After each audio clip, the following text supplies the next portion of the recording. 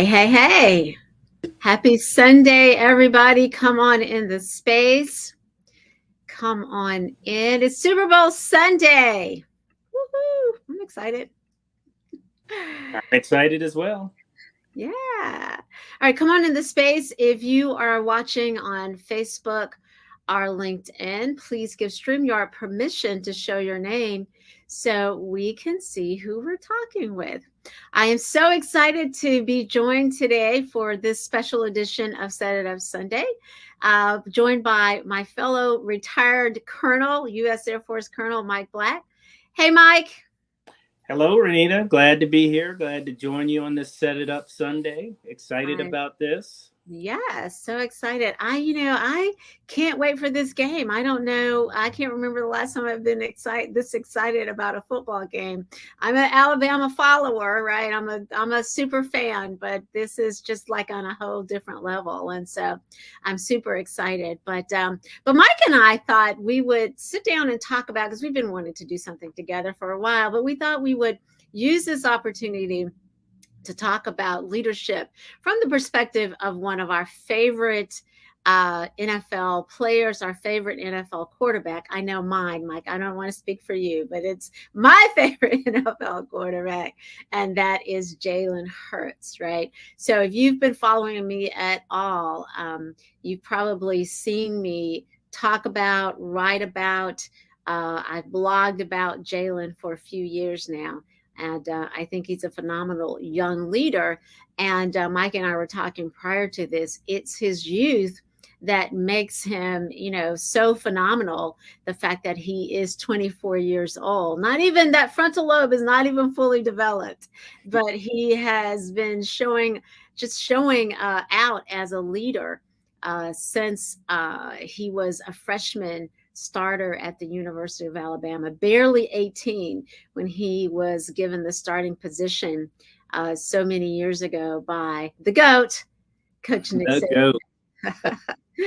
At the University of Alabama. So we have a few things that we want to talk about, that we want to share with you. We're not going to be here long. I usually try to keep these around 15 minutes. I can't promise that today, but because we do have some things to talk about, and hopefully we'll have some people who will join us and ask questions. So again, if you are here live, please let us see who you are. And if you're joining us after the fact, don't hesitate to put your comments in, to make your comments if you have anything that you want to share on what we're talking about.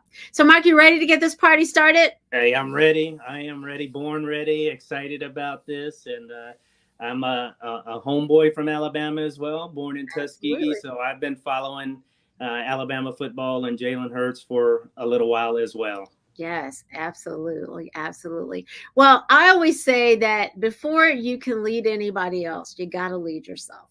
And so that's kind of where we're going to start with some leadership aspects to Jalen's leadership journey that really speak to leading yourself. And the first thing that I want to bring up is Jalen's faith, right? So it's important to believe in something other than and bigger than you. And Jalen is a believer, and he has cited his belief and what he has been called to do and be as such a foundation to how he shows up. I'm not sure when this became a part of his Twitter. I think I started following Jalen on Twitter maybe his junior year, but he had pinned at one point. I'm not sure if it's still pinned, but at one point he had pinned to the top of his Twitter account the verse from John 13th, John chapter 13, verse 7, which is Jesus replied, "You do not realize now what I'm doing, but later you will understand." And it speaks to the fact that, sometimes things don't work out the way you envision them to work out, but there's always a greater purpose. And I think Jalen he has understood and understands that. And one of the things he shared is that he wouldn't change his journey because it got him to where. While we're waiting for Renita to come back in, I will continue on and talk a little bit about Jalen's leadership. He is as a leader, you are tasked with getting a group of people together to achieve a common objective. And that's what many leaders do, whether it's out on the football field or in the military, like Bernita and I have done, or in the private sector. You are getting your team together to really achieve a common goal. And as a quarterback, that's what Jalen played in high school. Obviously, that's what he played in college, both at the University of Alabama and Oklahoma. And then he was drafted as a quarterback. His leadership in that position has been phenomenal. You talk to some folks that were already members, say, of the Philadelphia Eagles, the bookend tackles there, and they raved about just his leadership as he came into the organization and started to lead that organization. And that's not something that you necessarily are just born with. I mean, he developed that over his years, grounded there with his parents in Texas. In fact, his father was his high school football coach. And he still leans on his parents today for that mentorship and coaching and leadership. But being able to get a group of people together to achieve a common objective is a phenomenal quality of leadership. And there have been many folks that doubted Jalen when he first was drafted in the second round by Philadelphia. But he continued to persevere and hone in on those skills that were required to make him better. Now, even as Bernita mentioned earlier about the faith, that also was part of it. Having the faith and the confidence in himself and in his abilities to be able to perform at that next level was instrumental and has been instrumental in his success. And he's just 24 years old now, and he's headed to the Super Bowl here in a couple hours to be a starting quarterback. And now, what will all of those folks, those doubters, those prognosticators, some people call them haters, what are they saying now that this guy was in the MVP race and has led his team to compete on the big stage here? Now, it wasn't done without adversity.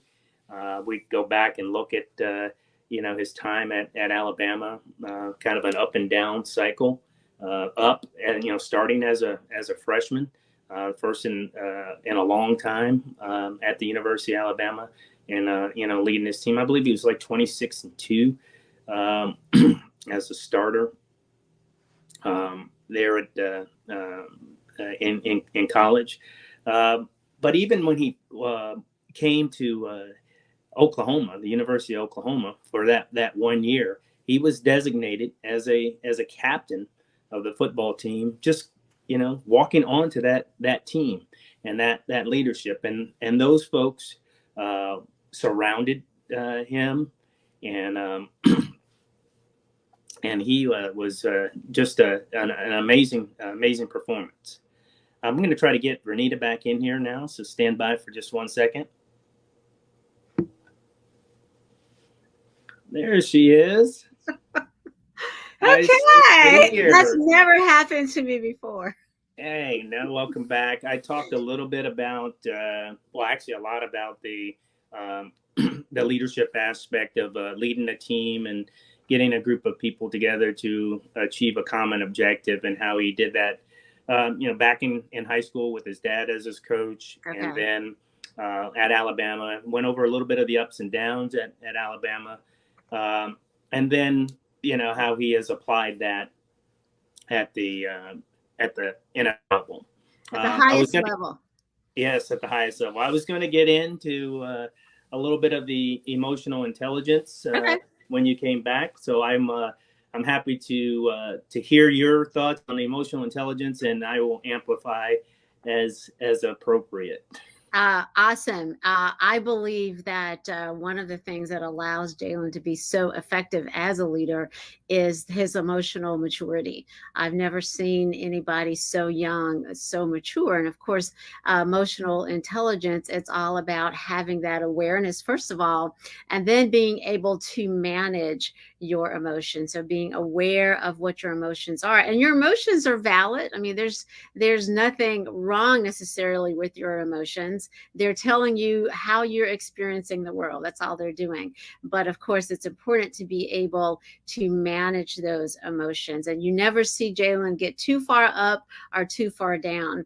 And I think that emotional maturity is what has allowed him, again, to weather some of the storms that have come into his career as he, works to achieve his dream.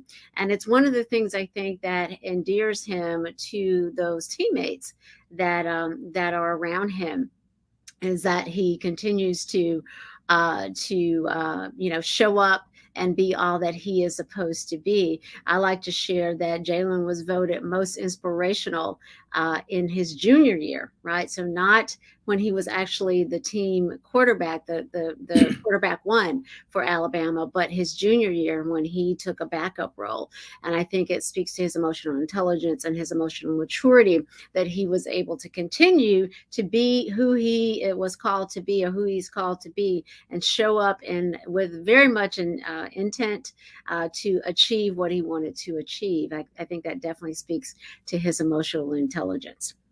I want to also amplify what you said about just the young age Mm-hmm. that he Mm-hmm. has that he had that, or that he displayed that, and he continued to develop that. But starting on I'm a little biased, but one of the best programs in college football to be a starter as a true freshman Mm-hmm. there, and to have the emotional intelligence to understand the others' feelings, and kind of the impact, and being on the big stage as such a young person. In fact, he enrolled in University of Alabama early, It was and 17. Mm-hmm. when he was 17, and actually had a role, even though he wasn't on the team when they were getting ready to play Clemson, and they used Jalen as the scout Mm-hmm. quarterback to kind of emulate the characteristics. I believe it was Deshaun Watson It was Deshaun Watson, yeah. Mm-hmm. that was the quarterback at Clemson.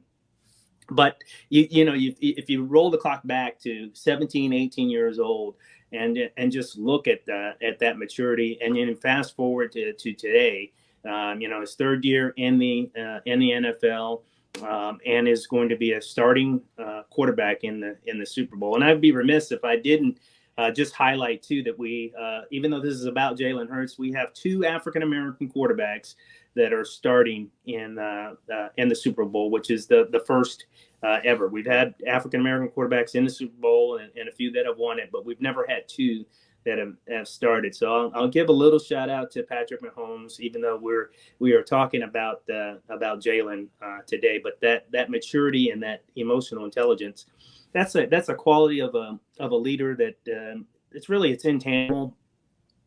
You have to have the craft. He's a quarterback, understand that, can call the plays, make reads, and that kind of stuff. But the thing that takes him to the next level is the fact that he has this emotional intelligence, and that he can handle the big stage. Mm-hmm, mm-hmm, absolutely. And then the last thing I wanted to talk about, Mike, I think you had covered, the things that we had said we wanted to cover, but the last thing, and I think this is what has surprised so many people, or why so many people have been surprised at his phenomenal growth, and that is a growth mindset. So not only does Jalen believe he can learn more, he is going to put the effort in to actually learn more. One of the things that's been said about him since I became aware of him is this idea of him being coachable. And that is really what that is. It is that ability to say, hey, you know what? There's things that I don't know. I'm going to accept this feedback from all sources without getting defensive. I'm going to look at it as a mirror for things that I can't see about myself, perhaps, or to understand and absorb that these are the things that I need to get better.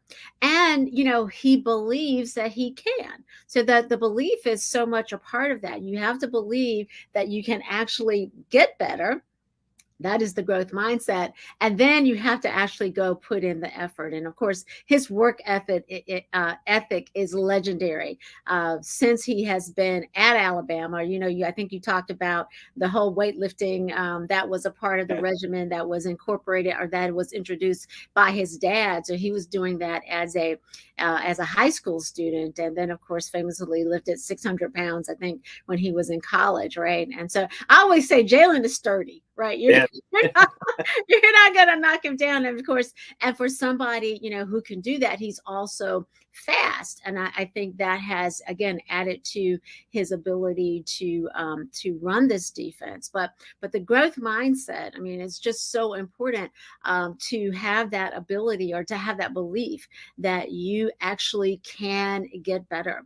And then, of course, when you marry that with this effort, it's why people have seen this tremendous growth. And they talk about, nobody saw that coming. Well, if you're paying attention right, to Jalen Hurts, and you saw him grow and progress and be open, part of the reason he stayed at Alabama that third year, well, first of all, he wanted to graduate from Alabama.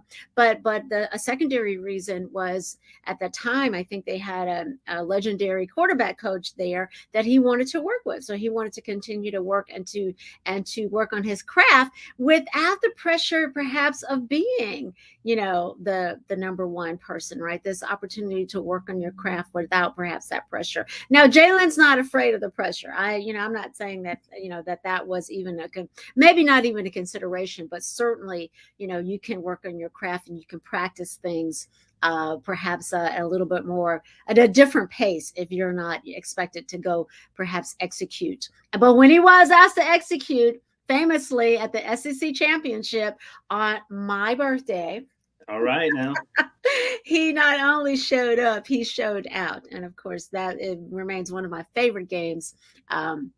I was at sea, having gone to Cuba with friends and family for my birthday. We rigged up a broadcast, and it was a bunch of Alabama and Georgia, and just general football fans watching the game. So we actually delayed my birthday dinner so we could finish the game. That's how exciting it was. So yeah, I think he's phenomenal, and again, that piece of it, I think, has really been the key to why he is made this leap from his first year in the NFL to now his third year. And as you already pointed out, this appearance in the Super Bowl. And thank you for pointing out the fact that it's not just Jalen, but Patrick Mahomes, who are the two of them are making history in Black History Month.